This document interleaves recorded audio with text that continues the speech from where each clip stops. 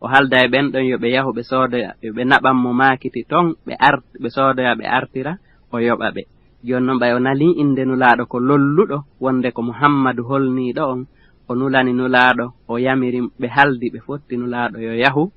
soodanoyamo maakiti adda o yoɓa mo yeru no o woowiri yoɓirde yimɓe Makka ɓen. O yaadi e suka on suddiiɗo wi'eteeɗo Maysara golloowo makko wi'eteeɗo Maysara. Ɓay ɓe yahi Caami ton ɓe yeewi maakiti ko ɓe naɓi kon ɓe sooditi maakiti goo ɓe arti ɓe yeeyiti ɓe heɓi tono. Maysara o ɗo tigi kañum kadi yeeti nene Khadijata jikku moƴƴo mo o yiiri nulaaɗo on sallallahu alayhi wa sallam. On say wi'aama wonde suddiiɗo on tigi nuli njaatigiiɓe muɗum e nulaaɗo sallallahu alayhi wa sallam yo nulaaɗo njombumo. Koye nder ɗum nulaaɗo sallallahu alayhi wa sallam njombi o suddiiɗo tawi nulaaɗo sallallahu alayhi wa sallam no mari duuɓi 25 kanko debbo on hari mo mari duuɓi 40. Hari o ƴettanooma nokkugo kono moodi makko maayi. On say nulaaɗo sallallahu alayhi wa sallam njombi nene Khadijatu bintu Khuwaylidin. Ɓiɓɓe nulaaɗo ɓen fuu sallallahu alayhi wa sallam ko o suddiiɗo ɗo woni ko jibinanimo siwona ɓiɗɗo gooto wi'eteeɗo Ibrahima on ɗon ko suddiiɗo go'o wi'eteeɗo Mariyatul Qibtiya ko on ɗon tun woni wona ɓiɗɗo nene Khadija e ɓiɓɓe nulaaɗo ɓen sallallahu alayhi wa sallam. Nulaaɗo sallallahu alayhi wa sallam wondi e o suddiiɗo ɗo Makka haa nde ɓe timminno duuɓi 40 on. Allah subhanahu wa ta'ala tayno eltimo fii nulugol mo e mofte ɗen hari mo yiɗi wuudoyagol e fello wi'eteengo Jabal Nur femmere no ton wi'eteende Gaari Hira. Ɓe seenotono ton ɓe wuudoyo tentinin e suumayeeje ɗen. E nder ko ɓe seenoto ɓe wuudoyo ton kon e suumayeeje ɗen nyande goo hari ko e suumayeere Allah subhanahu wa ta'ala neli Jibrilu e makko yo jippin wahayu on o andina nulaaɗo sallallahu alayhi wa sallam wonde nulaaɗo sallallahu alayhi wa sallam o nulaaɗo e mofte ɗen fuu. Haray ɗen andi ɓay sanna Jibril ari tawi nulaaɗo ka fello ton o wi'i mo yo o jangu. Nulaaɗo maaki wata jangugol. O wi'i o jangu haa timmi laabi 3 o hoobimo o accitimo o wi'i o jangu. Nulaaɗo maaki ko honɗum o jangata. On say o wi'i iqra'a bismi rabbika alladhi khalaqal insana min alaq iqra'a wa rabbukal akram alladhi allama bil qalam allama al insana ma lam ya'lam. Haray ɗe aayeje arane ɗo 5 ka suratul alaqi ko ɗe ɗo woni aayeje jeyaaɗe e aayeje adiiɗe jippaade ɗen e nulaaɗo sallallahu alayhi wa sallam andingol mo wonde ko o nulaaɗo e mofte ɗen fuu. Nulaaɗo sallallahu alayhi wa sallam ɓe huli ɓe senti ka suudu ɓe tawi nene Khadijata ɓe fillitanimo ko feƴƴi kon. Nene Khadijata wi'i mo wonde kañum no tanɗinino wonde nulaaɗo sallallahu alayhi wa sallam e jikkuuji mum moƴƴiɗin o wonay nulaaɗo e mofte ɗen kanko himo tanɗinino ɗum ko ɗum waɗi o gomɗinimo tawi ko kanko woni arano e gomɗinɓe nulaaɗo ɓen fuu. Ɓay iwi ɗon feƴƴii ɗon nelaaɗo sallallahu alayhi wa sallam watti noddugol e gundo njaatigiiɓe mum weldiɓɓe mum ɓe andidirno ɓen nodda ɓe yeetooɓe ko feƴƴi nula ɓe yeetooɓe wonde nulaama. Ɓay ɗum waɗi sayyidina Abubakr Siddiq radiyallahu ta'ala anhu ko kanko wonno arano e gomɗinɓe e nder worɓe ɓen fuu. Ɓay ɗum ɗon waɗi hari sayyidina Ali ibn Abi Talib no ne'aade ko suka himo ne'aade ka nulaaɗo sallallahu alayhi wa sallam kanko kadi o gomɗini nulaaɗo o woni arano e sukaaɓe ɓen fuu gomɗingol nulaaɗo sallallahu alayhi wa sallam. Tawi nulaaɗo sallallahu alayhi wa sallam no marno golloowo goɗɗo wi'eteeɗo Zayd oɗo ko ɓiɗɗo Harisa tawi ko nene Khadija jeynomo nene Khadija okkimo nulaaɗo rinɗinimo wattimo wasi tawi ko ɓiɗɗo muɗum hari o lolli wi'eede Zayd ibn Muhammad oɗo kadi gomɗini nulaaɗo sallallahu alayhi wa sallam e nder jiyanoɓe ɓen fuu ko kanko kadi wonno adiiɗo e gomɗinde nulaaɗo sallallahu alayhi wa sallam. Jokkiri non haa mo be yeeto njaatigiiɓe muɗum haa e nder julɓe ɓen tawi watti ɗuuɗude ɓe ɗuuɗa seeɗa haa jokkiri non haa ka hitaande tataɓiire nulede nulaaɗo sallallahu alayhi wa sallam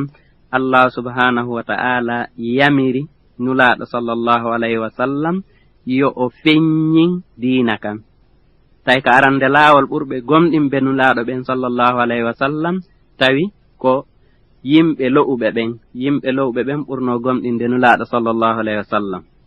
kono ɓay Allah subhanahu wa ta'ala jippini aya a'udhu billahi minash shaitanir rajim fasda' bima tu'mar wa anzir ashiratakal aqrabin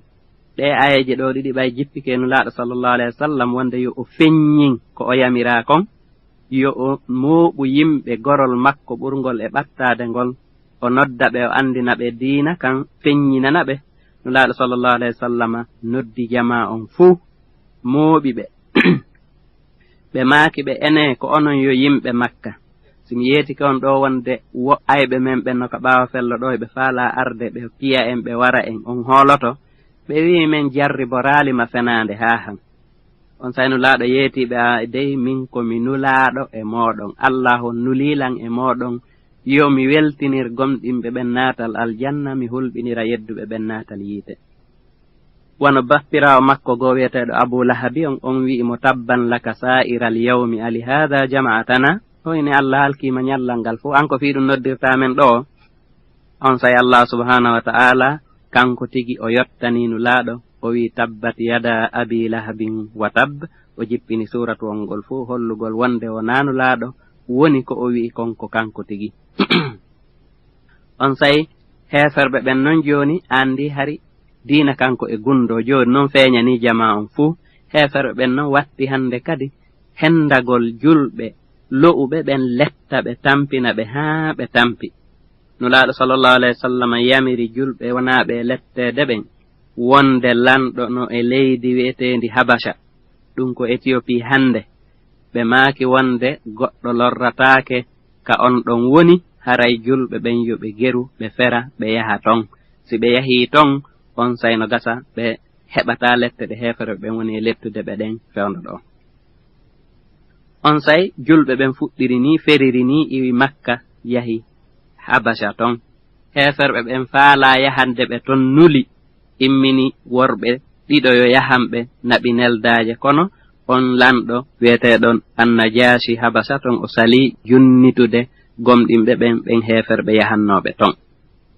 joni noon woni ɗon haa yeru luttitunoɓe ɓe yahali ɓen heferɓe ɓen nangi lettugol ɓen ɗon nulaaɗo tigi sallallahu alayhi wa sallam tawi ɓe wawatamo lettude fota fewndo ɗon sabu hari bappa makko jaɓano bappa makko Abu Talib hari ko kanko wonno lanɗo heferɓe ɓen Makka fewndo on saa'i ɗon tawi ɓe hulirani lettugol nulaaɗo sallallahu alayhi wa sallam sabu bappa makko kono saa'i goo ɓe ara ɓe innamo ene tigi tigi on joni si tawi ko faalaɗa o ko faalaɗa men okkorte fiya accu yennugol ɗi sanamuji lamɓe allaji amen ɗi men rewata kono nulaaɗo sallallahu alayhi wa sallam ɓe tawi ɗum ɗon ala e gasude nulaaɗo jokkiri ni no nodda ɓeeɗo heferɓe yo ɓe wi'u konngol gootol ɗum ko la ilaha illallahu ɓe male haa ka hitande jeeɗiɗari ɓiire neleede nulaaɗo sallallahu alayhi wa sallam on say bappa makko Abu Talib wonnoɗo mo e hiwde e ɓe heferɓe kañumma e numma nene Khadijata sonnajo makko on ɓe fuu ɓe feƴƴindini e nden hitande ɗon ɓay ɓe fuu ɓe feƴƴindini nulaaɗo sallallahu alayhi wa sallam suni fota feƴƴingol ɓeeɗo ɗiɗo nde wootere sabu ko ɓeeɗo ɗiɗo wonno wonɓe walludemo ɓen e hewre ko ɓe heferɓe woni ɓe e lettude ɓe suni haa nden hitande ɗon wi'a wonde lolli wonde ko hitande sunnu on say nulaaɗo sallallahu alayhi wa sallam ɗaɓɓi hande kadi ko wallitoytoɓe aray en daroto ɗo ka kasetu jeɗɗaɓum ɗo en timmina yewtere nden kasetu jeɗɗaɓum inchallah wassalamu aleykum wa rahmatullahi taala wa barakatuh bismillahi rahmani rrahim aray en fuɗɗitoto e kasetu jeetataɓum kun ɗo e tariha nulaaɗo meɗen sallallahu alayhi wa sallam en wi'ino ko kasetu jeeɗiɗaɓum ka hitande jeeɗiɗe aɓiire nuleede nulaaɗo sallallahu alayhi wa sallam bappa makko e sonnajo makko on feƴƴini ɓe suni haa heferɓe ɓen noon kañum kadi welti wano ɓe sunorno noon ɓe fuɗɗi lettugol ɓe noon kamɓe kadi lettalle tiiɗuɗe haa ɓe seeni e saare wi'etende Ta'if ɗaɓɓoygol ballal ndaara si heɓay ko wallitooɓe hiwa ɓe fiyo ɓe yottin diina kan faade e yimɓe ɓen ɓe ndaara si ɓe gomɗinay. ɓay ɓe seeni ke nden saare wi'etende Ta'if kadi ɓe ronki heɓude ton ballal hooreɓe wonnooɓe ton ɓen ɓe cuuni paykoykoy fiɗi ɓe kaaƴe tampini ɓe haa ɓe seeni e sardinno ɗon sardin yimɓe Makka ɓe woni ɗon e ley lekki ɓe tori Allahu on ɓe tora du'a lolluɗo on say heferɓe ɓen hari ɓe ton ka sardin maɓɓe ɗon ɓe immini gollowo maɓɓe go wi'eteɗo Addas on ɗon yo addanɓe ɗon dimɗe woɓɓe wi ko dimɗe tamaro woɓɓe wi ko dimɗe raisin ɓe addani ɓe nulaaɗo sallallahu alayhi wa sallam ƴetti dimɗe ɗen maaki bismillahi ɓe maɗɗi ɗum ngalɗini on jiyaaɗo wi'eteɗo Addas gollanaynoɗo ɓe o wi mi alaa e nande yimɓe ndi leydi ɗo hino wowlangol konngol nulaaɗo landimo ko honto o iwri o wi ko wiyete ko saare wiyetende Ninawa o iwri nulaaɗo maaki ko saare nde tawata annabaajo wi'eteɗo Yunus ibnu Matta on o wi ko honɗum andinma fi on nulaaɗo maaki on ko siɗɗo an ko nulaaɗo nun min kadi komi nulaaɗo on say oya o gomɗini nulaaɗo sallallahu alayhi wa sallam nulaaɗo sallallahu alayhi wa sallam arti hande kadi Makka tawi noon hande kadi satti joni wonnooɓe wallitaade ɓe ɓen tampin ɓe feƴƴini heefere ɓen tampiniɓe fota on say Allah subhanahu wa ta'ala ka weltingol ɓuttina ɓernde nulaaɗo nden sallallahu alayhi wa sallam royrinimo ƴettimo ka juulirde ɗon Makka jemma naɓi haa e juulirde wiyetende Baytil Maqdis nden ɗum ko Shaami ƴettimo ka juulirde Maqdisi ton kadi na ƴeeŋinimo haa ka kammu dow farli julɗe ɗen e dow maɓɓe e mofte maɓɓe ɗen fof ɗe ande Allah subhanahu wa ta'ala himo jippini simore wiyetende suratul Isra simore fi royrugol nulaaɗo sallallahu alayhi wa sallam Allah tigi o jantiɗon a'udhu billahi minash shaitanir rajim o daali subhanalladhi asra bi abdihi laylan minal masjidil harami ilal masjidil aqsa alladhi barakna hawlahu linuriyahu min ayatina innahu huwas samiul basir ɗum ɗo Allah on daali senaye wonani on royrinɗo jiyaaɗo mum on ɗum ko nulaaɗo sallallahu alayhi wa sallam ko naɓirɗo mo jemma iwka suudu Kaaba haa ka Baytil Maqdis haray Imamul Bukhari e Imam Muslim hiɓe filli nulaaɗo sallallahu alayhi wa sallam no sifori no o royrirano fu nyande go hari ɓe ka suudu ka juulirde ka suudu Kaaba Allah on sanna Jibril addi ɗon e ko wiyete mburaagu hewta puccutowugol kono no ɓuri mbabba ɓe waɗɗi ɗon ɓe seeni jemma haa ɓe hewto e Baytil Maqdis ɓay ɓe hewti ɗon wiyama ɓe suɓindina ɗon hakkunde ɓiraaɗan e beere ɓe suɓi ɓiraaɗan ɗan ɓe yari on say Allah on ƴeeŋinimo haa ka kammuli haray no sifa ton ko kammu be ko honno nulaaɗo sallallahu alayhi wa sallam yi'irno annabaaɓe ɓe Allah on waɗi ɗon haa o hewtoy ka nokku ka Allah on yamirnomo yo ar haa ɗon Allah on tigi daali summa dana fa dalla fa kana qaba qawsayni aw adna Allah on yewtidi e nulaaɗo ɗon sallallahu alayhi wa sallam farli julɗe ɗe joy e dow nulaaɗo sallallahu alayhi wa sallam e mofte makko ɗen wi'ama wonde hari ko julɗe 50 farla e nulaaɗo sallallahu alayhi wa sallam e mofte makko ɗen kono jippi haa kammu jeega ɓuta annabi Musa no ɗon annabi Musa yamirimo yo o yilto wi'a Allah yo ɗuytanmo ko noon o jippori ɗon o yilti Allah ɗuytanimo haa wonti ɗe julɗe farillaaji 5 o arti o hewtiti Makka e nder jemma gooto on ɓay weeti o fillitanike ɗum yimɓe ɓen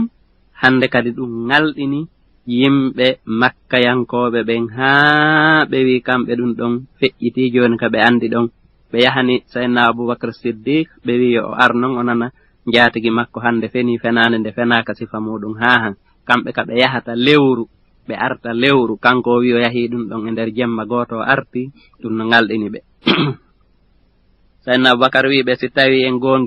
mi gongini wonde himo yewtede immorde ka kammu si tawi o iwi ɗon o yahi haa Jérusalem o arti ɗum karay hatta mi gongina ɗum ɗon kadi Sayyidina Abubakar Siddiq radiyallahu ta'ala ari tayno laaɗon sifaade ɗum ka juulirde o landi nulaaɗo sifanimo o gonginimo kala mo ko gono wi ko ɗo o jamma Abubakar Siddiq Abubakar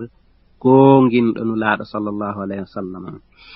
woɓɓe wi joni noon awa heferɓe ɓen joni awa yo o sifano yo nulaaɗo sifano heferɓe ɓen ko honno suudu Baytul Maqdis ndun wayi on say Allah subhanahu wa ta'ala ɓanti suudu ndun addi holli nulaaɗo sallallahu alayhi wa sallam nulaaɗo sifino ndu woniri noon fuu ɓayɗum ɗon feƴƴi on say are heferɓe ɓen ɓeydi yeddugol ɗo yo ɗum ɗon wonu sabu ɓe hooloɓe ɓeydi yeddugol fahin ɓe ɓeydi lorrugol julɓe ɓen kono hari nulaaɗo sallallahu alayhi wa sallam e nder hajjuji ko wona e waɗede Makka ton kon hitande be tawi ɓe seenoto ka hajjuji ton ɓe nodda yimɓe ɓen ɓe yeetoɓe wonde ko ɓe nulaaɓe ɓe wi'a ene tigi tigi on komi nulaaɗo accemi yewta on fii diina kan hari e nder ɗum yimɓe goo heferɓe goo iwraynoɓe Madina ara hajju on ay yimɓe Madina ɓen kamɓe hari heɓe hoɗidi ton e yimɓe defte ɗum ko alyahudiyankoɓe ɓen hari alyahudiyankoɓe ɓen toujours yewtayno ɓen arabuɓe ɗon wi'a ɓe hewti ka nulaaɗo nule kono koye amen o nulete so nulama e amen si tawi on gomɗinaali on say menen e annabajo on min piyay on min wara on ɗon hari yimɓe heferɓe wonɓe Madina ɓen no ka haqqille maɓɓe wonde hewti ka nulaaɗo nulete kono hari ɓe sikka ko nulaaɗo nuleteɗo e alyahudiyankoɓe nde ɓe iwno Madina ɓe ari Makka fi hajju on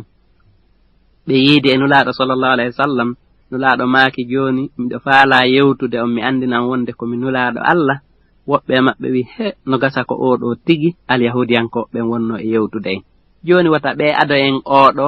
e makko gomɗinenmo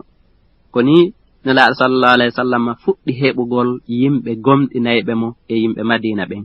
ɓe hooti nulaaɗo sallallahu alayhi wa sallam wattidi ɓe sahabajo wiyeteɗo Mus'ab ibn Umair yo o yahu Madina ton o janna yimɓe gomɗinɓe wonɓe Madina ɓen o janna ɓe diina Islam o faamina ɓe Islam on ɓay ɗum no wi'e bay'atul aqaba arano on ɗum ko Mina wanno joni noon ɓe haldi hitande arore nden awa on say ɓe aray kadi ɓe fottay Mina ɗon ɓe yewta fahin fi diina kan ɓay ɓe ari ka hitande ɗimmere tawi ɓe naati ka diina ɓe buy wi'ama arnoɓe ara nun ɓen ko telen 12 arnoɓe sakkitorum ɓen ɗon tawno timmi 17 e goɗɗum woɓɓe wi 17 e goɗɗum joni noon ɓeɗo ɓe wi nulaaɗo sallallahu alayhi wa sallam joni yo nulaaɗo e julɓe ɓen fuu yo ɓe yahu Madina kamɓe ɓe wallitoto diina kamɓe wallitoto nulaaɗo sallallahu alayhi wa sallam ko ɗum wiyete bay'atul aqaba ɗimmo on say ɓay ɗum ɗon waɗi nulaaɗo sallallahu alayhi wa sallam yamiri julɓe ɓen yo ɓe feru ɓe immo Makka ɓe seeno Madina heɓi ko werna ɓe Madina wallitoɓe on say woni ɗon ha nulaaɗo sallallahu alayhi wa sallam kanko kadi Allahu on newnanimo yo o seeno o iwa Makka o fera o hoota Madina tay heferɓe ɓen ɓe moɓodiri ɓe haldi joni ɓay nulaaɗo sallallahu alayhi wa sallam yimɓe wonɓe e gomɗindemo ɓen no ɓeyditade tun nyande wo nyande ɓe wi tigi tigi on yo ɓe geru ɓe ndaara no ɓe warira on nulaaɗo sallallahu alayhi wa sallam ɓe ɓuttina ɓe ƴetti e kala leñol neɗɗo gooto joomiraɗo doole ɓe junnimo kaafa ɓe haldi yo ɓe yahu yo ɓeeɗo yahu ka dambugal suudu nulaaɗo sallallahu alayhi wa sallam ɓe habbo ɗon haa si weeti nulaaɗo no yaltude ɓeeɗo fof soppira nulaaɗo kaafaji muɗum on sa yimɓe nulaaɗo ɓen ɓe waawata wiide ɓe yottoto e ɓeeɗo fof on sa ɓe jaɓa diya ɓe ɓuttina kono Allah subhanahu wa ta'ala andini ɗum nulaaɗo o newnani nulaaɗo yo nulaaɗo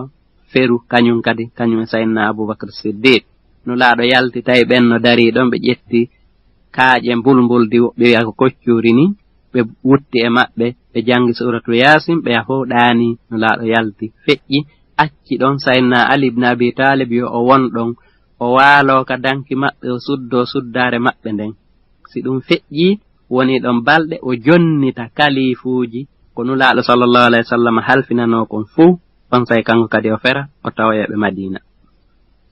ko ni nulaaɗo sallallahu alayhi wa sallam seenori tawi sayyidina Abubakar Siddiq ɓe immi ɓe rewi ka fello wiyetengo Ghar Thawr ɓe woni ɗon yeru balɗe seeɗa haa heferɓen ɗaɓɓiti haya nokkeli ɗin fof ronki yiide ɓe on say si ɓe feri kamɓe ɗiɗo ɓe seeni Madina Sayyidina Ali ibn Abi Talib woni ɗon kadi jonniti kalifuji ɗin fuu kañum kadi immi seeni Madina tawoy nulaaɗo sallallahu alayhi wa sallam. Joni noon ɗum tawi hawri ka duuɓi 13 nuleede nulaaɗo sallallahu alayhi wa sallam. ɓaawo ɗum ɗon feƴƴi nulaaɗo ɓe hewti Madina ka ɓe adino weerude ko saare ko nokku wiyeteeɗo Quba on. ɓay ɓe woni ɗon wi'ama ɓe hewti ɗon e tenen ɓe woni ɗon haa e juma hari pilasi ngeru ka ɓe juulayno ɗon ko ɗon darna hande wi'a wonti nde juulirde wi'etende masjidu Quba ka yimɓe ɓen yahata juulaya ɗon hande. ɓay ɓe iwi ɗon e jumaare nden ɓe seeni ɓe waɗɗi ngeloba maɓɓe mban ɓe seeni haa ka juulirde maɓɓe nden woni ɗo ngeloba mban jikki ɗon on say ɓe jippi ɗon ɓe darni ɗon juulirde nden ɓay ɓe darni juulirde nden ɓe darni cuuɗi maɓɓe ɗin takko ɗon ko ɗon ɓe hewtiti Madina tawi ko ɗon ɓe woni mooɓondirde kamɓe julɓe ɓen nulaaɗo sallallahu alayhi wa sallam yamira ɓe haɗa ɓe. ɓay nulaaɗo sallallahu alayhi wa sallam hewti Madina golle arane ko ɓe adi wadde kon ɓay tawi Madina ko saare nde tawata hinde jilli arabuɓe wonnoɓe ɗon ɓen ko ɓe leñi ɗiɗi leñol goo no wi'e Aus ngola no wi'e Khazraj kono hiɓe wondi e leñi tati alyahudiyankoɓe ɓen noon tawi ɓeeɗo o ko ɓe leñi kamɓe kadi tati ngola leñol no wi'e Banu Nadir ngola no wi'e Banu Qurayza ngola no wi'e Banu Qaynuqa ɗi leñi ɗo tati wonno Madina ɓay ɓe hewti ɗon golle njane ɗe ɓe adino wadde ɗen ko windugol sariya mo tawata himo waawi wonde o wona huutorteeɗo hakkunde feruɓe iwi Makka seeni Madina ɓen e arabuɓe gomɗinɓe tawaaɓe ɗon ɓen kañum may alyahudiyanko ɓen ɗum hino wi'e dostor ma hino wi'e wano portoɓɓen ko wiyata loi fondamental hande haray ko nulaaɗo sallallahu alayhi wa sallam woni arano e windugol sifa o loi ɗo sariya huutondirteeɗo hakkunde yimɓe ɓen fuu woni nder woni yaasi on sariya ɗon ko nulaaɗo sallallahu alayhi wa sallam adi windugol mo hande kadi ɓay nulaaɗo seeni ke hewti Madina tawi hande kadi heeferɓe wonnooɓe Makka ɓen ɓe tampini julɓe ɓen ɓe lorriiɓe ɓe jaɓi jawle maɓɓe ɓe watti ƴettude ɗen jawle julɓe ɓen ɗe ɓe jaɓi ɗen ɓe watta setorde hande kadi soodoya maakitiiji yeeyita ɓe ɓeyditira ɓe sooda aalaaji fahin ko ɓe lorrira julɓe ɓen tawi hande kadi Allah subhanahu wa ta'ala newnani julɓe ɓen fuu yo ɓe haɓu ɓe heeferɓe ɓayno hande kadi o newnani julɓe ɓen yo ɓe haɓu heeferɓe ɓen hande kadi julɓe ɓen nulaaɗo watti imminde gubarinji ma yimɓe seeɗaaɓe ko yaha sakko seteji heeferɓe ɓen ndaara si hettay yoga e jawle seeɗa ko heeferɓe ɓen jaɓani julɓe ɓen kon ko e nder ɗum gereeji jihaadiji njani go'o waɗi sabu muɗum nulaaɗo sallallahu alayhi wa sallam immini jama buy ɓe yahi saa'iji goo ɓe yaha ɓe yida e heeferɓe ɓen wonde ɓe haɓa wonde ɓe ronka haɓude wonde nulaaɗo tigi sallallahu alayhi wa sallam kamɓe tigi ɓe yalta ɓe seeno ko wana noon ɓe naniri nyande go'o wonde Abu Sufyan tawi ko kanko won hoorejo go'o e yimɓe heeferɓe Makka ɓen himo wondi e setewol jawdi buy himo iwrude Shaami o iwrude Shaami o feƴƴa hari mo iwri Shaami o rewa e Madina so wi Madina o rewa Badri o arra Makka jon noon ɓay ɓe andi julɓe ɓen hande kadi no Madina ɓe acciti rewde Madina ɓe takko ɓe rewa e saare wiyetende Badri nden nulaaɗo sallallahu alayhi wa sallam ko noon yamiriri julɓe ɓen faalaaɗo yaltude wo ɓe yaada ɓe sakkoyo ngo'ol setewol Abu Sufyan haray yo ɓe yalta ɓe yalti ɗon Madina ɓe julɓe 313 ɓe immi ɓe yahi Badr sakkoyagol ngo'ol setewol Abu Sufyan wi'ama wonde Abu Sufyan hari ko kanko e worɓe 40 hiɓe jogii jawle buy heeferɓe ɓen Makka kono Abu Sufyan tawi ko neɗɗo kala bantejo mawɗo kanko kadi hewti takko Madina tun o watti mo fotti o lando ene hara Muhammadu no Madina ɗo ka wala ɗon haa e nder ɗum o nani goɗɗo goo wi'imo he Muhammadu en dey ɓe yaltino nder saare Madina nden neeɓi seeɗa o andi ɗon kisan wonde ɓe yalti yahugol sakkoyomo o immini ɗon goɗɗo kisan ko yaha Makka yeetoyo heeferɓe ɓen wonde Muhammad sallallahu alayhi wa sallam o yalti sakkagol ɓe o ƴetta o jatta jawle ɗen fuu on sa heeferɓe ɓe moɓodiri toon ɓe yimɓe wuluure ɓe ari ɓeyni joni ko heɓe arde ɓe haɓa nulaaɗo sallallahu alayhi wa sallam ɓe waramo kanko e julɓe ɓen fuu ɓe mulaɓe nulaaɗo sallallahu alayhi wa sallam e julɓe ɓen seeni haa Badir ɓay ɓe hewti Badir awa e nder ko ɓe landoto kon kamɓe kadi ɓe henani ɓe andi wonde heeferɓe ɓen Makka immike Makka ton argol haɓa ɓe ɓe diisini sahabaɓe 100 ɓe won e 13 ɓe wondunoɓen ko honno ɓe gerdata